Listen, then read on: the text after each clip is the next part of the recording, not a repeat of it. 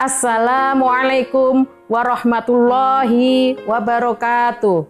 Marhaban ya Ramadan. Dalam 1 bulan terakhir, kita dihebohkan dengan viralnya seorang bocah usia 5 tahun namanya Ara.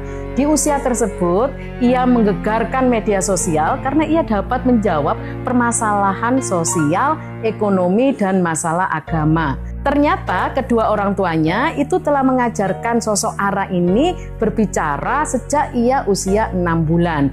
Lalu apa yang bisa kita petik pelajaran dari sosok anak kecil soleha ini? Kita tidak akan mendapatkan sosok Ara ini ada pada sosok anak-anak kecil yang lain, anak-anak usia dini yang dari kecil keluarga telah memberinya gadget dan smartphone.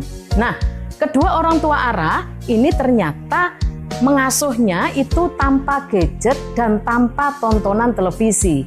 Lalu banyak juga kemudian yang melakukan bully dan nyir-nyir.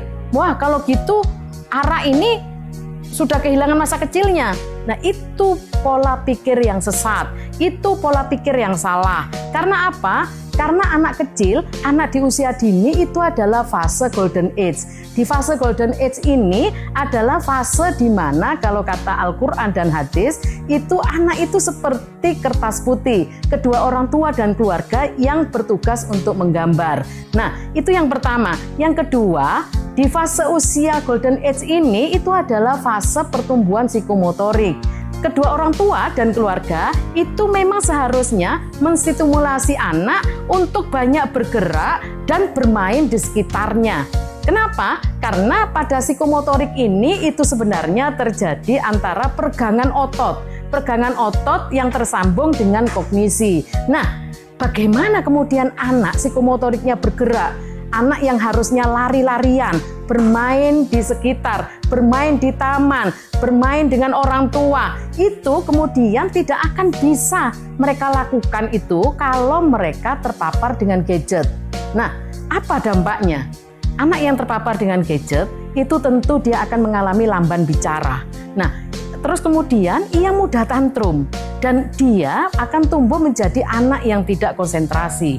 Anak-anak yang kemudian, anak-anak di usia dini ini, itu kalau misalnya terpapar dengan gadget, maka dia akan terancam di dalam tumbuh kembangnya rentan menjadi korban kekerasan. Karena apa yang mereka tonton di gadgetnya itu, ketika ia menonton game kekerasan, maka itulah yang menstimulasi di dalam pikiran bawah sadarnya.